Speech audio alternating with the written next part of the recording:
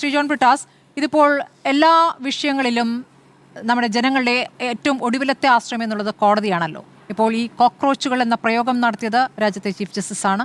Chief ജസ്റ്റിസിന്റെ ആ പ്രയോഗത്തിൽ പ്രതിഷേധിച്ചുകൊണ്ടാണ് ഇവിടെ കോക്രോച്ച് ജനതാ പാർട്ടി ഉണ്ടായത്. അവരൊരു വിഷയം ഏറ്റെടുത്തുകൊണ്ട് സമരത്തിലേക്ക് കടക്കുകയും ചെയ്തിരിക്കുന്നു. ഇന്നിപ്പോൾ അവർക്കെതിരെ പാർലമെന്റിന് മുന്നിൽ നടത്തിയ പ്രതിഷേധത്തിൽ നടന്ന പോലീസ് തേർവാഴ്ച, അതിന്റെ ദൃശ്യങ്ങളടക്കം കോടതിയിൽ കൊണ്ടുവരുമ്പോൾ കോടതിക്ക് കാണാൻ സമയമില്ല എന്നാണ് പറയുന്നത്. കാണാൻ സമയമില്ല എന്ന് പറയുന്നു. അപ്പോൾ എന്താണ് ഇതിൽ നിന്ന് മനസ്സിലാക്കേണ്ടത്? നീതിപീഠത്തിൽ നിന്നും നീതി കിട്ടില്ല എന്നാണ്? ഈ അടുത്ത കാലത്ത് കോടതികളിൽ നിന്ന് വരുന്ന സന്ദേശങ്ങൾ ഒരിക്കലും ശുഭസൂചകമല്ല. എന്താ കാരണം എന്ന് വെച്ചാൽ, കോടതി എപ്പോഴെങ്കിലും എക്സിക്യൂട്ടീവിൻ്റെ വാലായിട്ട് അനുബന്ധമായിട്ട് പ്രവർത്തിക്കുന്നുണ്ടെങ്കിൽ ജനാധിപത്യം അപകടത്തിലാണ്. വിവിധ പില്ലറുകൾക്കിടയിലുള്ള ചെക്ക് ആൻഡ് ബാലൻസ് ആണ് ജനാധിപത്യത്തെ സാർത്ഥകമാക്കുന്നത്. ഞാൻ അതിലേക്ക് വരുന്നതിന് മുമ്പ് വലതുപക്ഷ നിരീക്ഷകൻ എന്ന് പറഞ്ഞ് ഡോക്ടർ കെ ജയപ്രസാദ്, വ്യക്തി, എനിക്കൊന്ന് അതിൻ്റെ പേര് ജയപ്രസാദാണ്, അദ്ദേഹം പ്രസാദ് പറഞ്ഞ കാര്യം എന്നെ അത്ഭുതപ്പെടുത്തുകയാണ്. അതായത് അദ്ദേഹം ഒരു അധ്യാപകനാണ്. അതായത് ഈ RSS ഹാൻഡിലുകളിലൂടെ പ്രചരിപ്പിക്കപ്പെടുന്ന അന്താരാഷ്ട്ര ഗൂഢാലോചന, ഡീപ്പ് സ്റ്റേറ്റ്, ദയവ് ചെയ്ത് ഇത്തരത്തിലുള്ള അലിപികളൊന്നും എടുക്കരുത്. എന്താ കാരണം എന്ന് വെച്ചാൽ, നമ്മളൊക്കെ ഇവിടെ ഡൽഹി ജീവിക്കുന്ന ആൾക്കാരാണ്. ഈ കുഞ്ഞുങ്ങളെ നമ്മൾ കാണുന്നവരാണ്. ഞാൻ ഒറ്റ ഉദാഹരണം പറയാം, ഒരു പക്ഷേ ഇവിടെ പ്രേക്ഷകർക്ക് അറിയാൻ വേണ്ടിയിട്ട്. കഴിഞ്ഞ ദിവസം KP ഉണ്ണികൃഷ്ണൻ്റെ, വളരെ മഹാനായിട്ടുള്ള രാഷ്ട്രീയ നേതാവ്, എത്രയോ കാലം പാർലമെൻറ്റിൽ ഉണ്ടായിരുന്ന ആളാണ്, കേരളത്തിൻ്റെ അഭിമാനമായിരുന്നു. അദ്ദേഹത്തിൻ്റെ മകള് നിരഞ്ജന മുംബൈയിൽ നിന്ന് ഈ സമരത്തിൽ പങ്കെടുക്കാൻ വേണ്ടി മാത്രമായിട്ട് ഡൽഹിയിലെത്തി. എന്നെ വിളിച്ച് കണ്ടു. ഞാൻ പറയാണ്, അങ്ങനെ എത്രയോ ആൾക്കാർ വരുന്നുണ്ട്. ഇതൊക്കെ ഡീപ്പ് സ്റ്റേറ്റ്. എന്താ കാരണം വെച്ചാൽ, നിങ്ങൾക്കൊരു സമരത്തെ നേരിടാൻ കഴിയുന്നില്ലെങ്കിൽ അതിനെ താറടിച്ച് അപകീർത്തിപ്പെടുത്തി ഈ രൂപത്തിൽ ചിത്രീകരിക്കുക എന്നുള്ളത് ഒരു രീതിയാണ്, അതൊരു ഫാഷിസ്റ്റിൻ്റെ രീതിയാണ്. എനിക്ക് ജയപ്രസാദിനോട് ചോദിക്കാൻ ഒരു കാര്യമുണ്ട്. മുമ്പ് ഈ സോണം വാങ്ചൂക്കിൻ്റെ പിതാവ് ലഡാക്കിൽ ഒരു നിരാഹാരം ഇരുന്നപ്പോൾ അന്ന് ആരാണ് ആ നിരാഹാരം മുറിക്കാൻ വേണ്ടിയിട്ട് ലഡാക്കിലേക്ക് പറഞ്ഞതെന്നറിയോ? സാക്ഷാൽ ഇന്ദിരാഗാന്ധി. അത് ജനാധിപത്യത്തിൻ്റെ ഒരു എന്താ പറയുക, ഒരു മര്യാദയാണ്. നോക്കുക, ഇന്ന് ഇവിടെ 3 ആഴ്ച ഈ കുഞ്ഞുങ്ങൾ ഇവിടെ ഇരിക്കുന്നു, സോനം വാങ്ചൂക്ക് ഇരിക്കുന്നു. ഈ ഡൽഹിയിൽ നിന്ന് ആരെങ്കിലും, അധികാര കേന്ദ്രത്തിൽ നിന്ന് ആരെങ്കിലും അദ്ദേഹത്തിൻ്റെ അടുത്തേക്ക് പോയോ? നിങ്ങൾ എന്തു ഈ ഒലക്കേല വർത്താനം ഈ പറയണ ഡീപ്പ് സ്റ്റേറ്റ്, അന്താരാഷ്ട്ര ഗൂഢാലോചന. അങ്ങനെയാണ് എന്നെ അറസ്റ്റ് ചെയ്യണം. ഞാൻ 10 തവണയെങ്കിലും ഈ ജന്തർ മന്ദിറിൽ പോയിട്ടുണ്ട്. പിന്നെ നിങ്ങൾ പറയുന്നൊരു കാര്യമുണ്ട്, ഇന്ന ഡേറ്റിൽ ഒരു സമരം തുടങ്ങിയാൽ മാത്രമേ ആ സമരത്തിനൊരു സാങ്ക്ടിറ്റി ഉള്ളൂ. ജയപ്രസാദ്, നിങ്ങളൊരു സാമൂഹ്യ ശാസ്ത്ര വിദ്യാർത്ഥിയാണെന്ന് ഞാൻ വിചാരിക്കട്ടെ. നിങ്ങളിപ്പോൾ നിങ്ങളുടെ വിഷയം എന്താണെന്ന് അറിയില്ല. നിങ്ങൾക്കറിയോ JPയുടെ സമ്പൂർണ്ണ വിപ്ലവം ആരംഭിച്ചെങ്ങനെയാണെന്ന്? ഒരു കോളേജ് ഹോസ്റ്റലിലെ ഫീസ് വർധനയുമായി ബന്ധപ്പെട്ട ഒരു നിമിത്തത്തെ മുൻനിർത്തിയാണ് ഒരു അർദ്ധ റിട്ടയർമെൻറ്റിലേക്ക് പോയ JP ഈ സജീവ മുന്നണിയിലേക്ക് വരുന്ന. അങ്ങനെയാണ് രാഷ്ട്രീയത്തിൽ, അങ്ങനെയാണ്. ലെനിൻ പറഞ്ഞൊരു കാര്യമുണ്ട്, ചില പതിറ്റാണ്ടുകളിൽ ഒന്നും നടക്കില്ല, ചില ആഴ്ചകളിൽ പതിറ്റാണ്ടുകൾ നടക്കുമെന്നുള്ളത്.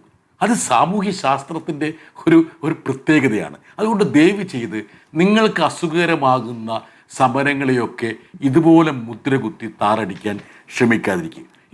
ഇനി താങ്കളിപ്പോൾ കേരളത്തിലെ PSC അതൊക്കെ നമുക്ക് ചർച്ച ചെയ്യാം, എത്ര വേണമെങ്കിലും നമുക്ക് ചർച്ച ചെയ്യാം. പക്ഷേ ഈ ഡീൻ പറഞ്ഞൊരു കാര്യമുണ്ട്. ഇപ്പോൾ കഴിഞ്ഞ ഒരുപക്ഷെ ഈ ഇവിടെ ചർച്ച ചെയ്യപ്പെടുന്ന ആഷ്ലിക്ക് അറിയാവുന്നതാണ്. കഴിഞ്ഞ കുറേ വർഷമായിട്ട് എല്ലാ പരീക്ഷകളും ഡൽഹിയിലേക്ക് കേന്ദ്രീകരിക്കപ്പെട്ടു. ഇപ്പോൾ CUT, ഞാനിവിടെ ഡൽഹിയിൽ JNUവിൽ ഒരു വിദ്യാർത്ഥിയായിരുന്ന ആളാണ്. ഇപ്പോൾ എന്താണ്, അതായത് ദക്ഷിണേന്ത്യയിൽ നിന്നൊക്കെ വിദ്യാർത്ഥികൾ കൂടുതൽ ഡൽഹി യൂണിവേഴ്സിറ്റിയിലേക്ക് വരുന്നു എന്നുള്ളത് കൊണ്ട് അതിനെ പ്രതിരോധിക്കാൻ വേണ്ടി CUT എന്നൊരു സംവിധാനം തുടങ്ങി. അതായത് കേന്ദ്രീകൃത എഴുത്ത് പരീക്ഷകൾ. പിന്നെ നിങ്ങൾ നോക്കുക, ഈ എഴുത്ത് പരീക്ഷകൾ നടത്തുന്ന ഈ സ്ഥാപനങ്ങളിൽ മുഴുവൻ കോൺട്രാക്ട് ലേബറാണ്. മാത്രമല്ല അവർ അത് ചെയ്തിരിക്കുന്ന അവരുടെ ബാട്ടറിയിരിക്കുന്ന ഏജൻസികൾ.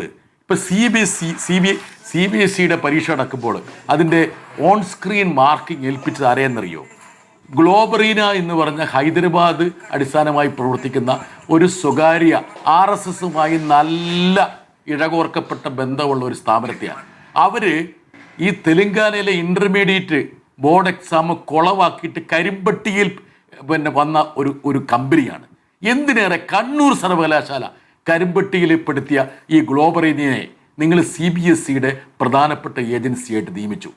എന്നാ വലിയ കൊള്ളയാണെന്നറിയോ ഈ എഴുത്ത് പരീക്ഷകളുടെ കാര്യത്തിൽ നടക്കുന്നത്. അതുകൊണ്ട് ഇത് കേവലപരമായിട്ട് പിന്നെ എപ്പോഴും മനസ്സിലാക്കേണ്ട ഒരു കാര്യം, ഇന്നത്തെ ഇന്ത്യൻ രാഷ്ട്രീയത്തിൻ്റെ ഒരു പശ്ചാത്തലത്തിൽ ഇത് എനിക്ക് ആഷ്ലി പറയുന്നതിനോട് ഞാൻ ഭാഗികമായി യോജിച്ചുകൊണ്ട് പറയട്ടെ, ഈ പറയുന്ന സംഘടിതമായ രാഷ്ട്രീയ പാർട്ടികൾ തന്നെ തുടങ്ങി വെക്കുന്നതാണ് യഥാർത്ഥ രാഷ്ട്രീയം എന്നുള്ള ഒരു തെറ്റിദ്ധാരണ എനിക്കില്ല. അതായത് ഇതൊരു നെറ്റ്വർക്കാണ്. അതിൽ സന്നദ്ധ സംഘടനകളുണ്ട്, വ്യക്തികളുണ്ട്, സിവിൽ സൊസൈറ്റി ഉണ്ട്, രാഷ്ട്രീയ പാർട്ടികളുണ്ട്. അങ്ങനെയാണ് ഈ പറയുന്ന രാഷ്ട്രീയം സർഗാത്മകമാകുന്നത്. ഇപ്പോൾ അവരുടെ കോസ് എന്താണെന്നുള്ളതാണ് പ്രധാനം.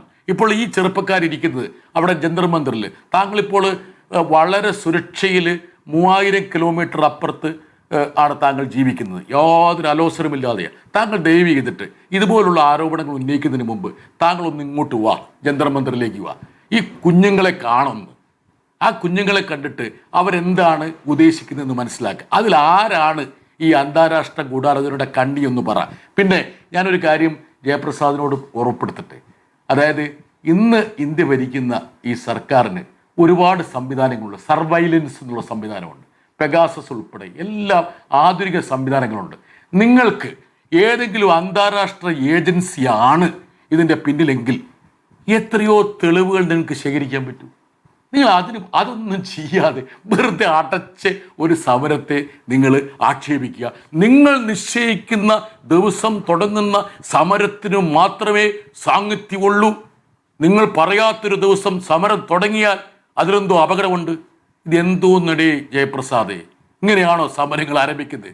സമരങ്ങളൊക്കെ പലപ്പോഴും ഓർഗാനിക്കായിട്ട് നൈസർഗികമായിട്ട് പല എന്താ പറയുക വഴിത്തിരിവുകളിലൂടെ കടന്നു പോകുന്നതാണ് സമരങ്ങൾ. ചില ചെറിയ ചെറിയ നിമിത്തങ്ങൾ മതി. ഉദാഹരണം പറഞ്ഞാൽ ഈ സോനം വാങ്ചൂക്ക് ഒരു നിരാഹാരം അവസാനിപ്പിക്കാൻ തയ്യാറായിരുന്നൊരു ഘട്ടമുണ്ട്. എപ്പോഴാണ് സർക്കാരിൻ്റെ പ്രതികൾ അദ്ദേഹത്തെ വന്ന് കാണണമെന്ന് പറയുന്നത്. ഇന്ന് ഞങ്ങൾ പോയി അദ്ദേഹത്തെ കണ്ടെന്ന് അവസാനിപ്പിക്കണമെന്ന് പറയാൻ എന്നുവെച്ചാൽ അദ്ദേഹത്തിൻ്റെ ജീവൻ വളരെ പ്രഷ്യസ് ആണെന്നുള്ളത് കൊണ്ടാണ്.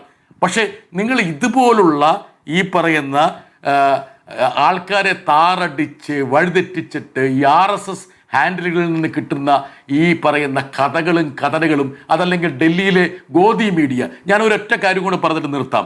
അതായത് ഇവിടെ റിപ്പബ്ലിക് TV MA ബേബി ഒന്നുകൂടെ പറഞ്ഞു തീർക്കാൻ, അതായത് ചൈനീസ് അംബാസഡറെ കണ്ടു, അതിനുശേഷം കോക്രോച്ച് പാർട്ടിയുടെ പ്രതിഷേധത്തിൽ പങ്കെടുത്തു, അതുകൊണ്ട് ചൈനയുടെ ഒരു ആസൂത്രണമുണ്ട് എന്ന് സ്ഥാപിക്കാൻ വേണ്ടിയിട്ട് ഒരു ചാനൽ ഔദ്യോഗികമായി വാർത്ത കൊടുത്തു. എന്നെ അമ്പരപ്പിച്ചൊരു കാര്യമാണ്.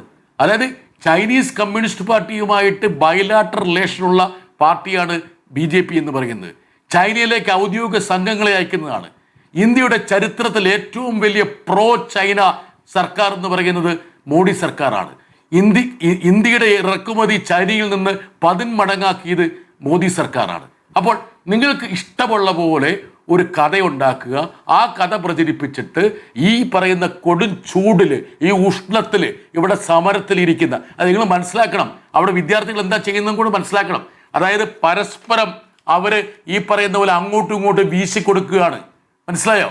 അതായത് അത്രത്തോളം ഉഷ്ണത്തിൽ ഇവിടെ സമരത്തിലിരിക്കുന്ന വിദ്യാർത്ഥികളുടെ ആർജവത്തെയും ആത്മാർത്ഥതയും പരിഹസിച്ചുകൊണ്ട് ഇങ്ങനെ സംസാരിക്കുന്നത് തന്നെ ഒരുപക്ഷെ നിന്ദ്യമായൊരു കാര്യമാണ്. താങ്കളെപ്പോലൊരു അധ്യാപകൻ അല്ലെങ്കിൽ താങ്കൾ പ്രദാനം ചെയ്യുന്ന ഒരു ധാര ഒരിക്കലും ഇതുപോലുള്ള വില കുറഞ്ഞ പരിപാടികളിൽ വ്യാപൃതനാകരുത് എന്നുള്ള ഒരു വിനീതമായ അപേക്ഷ ഞാൻ താങ്കളുടെ മുമ്പിൽ വെക്കുക.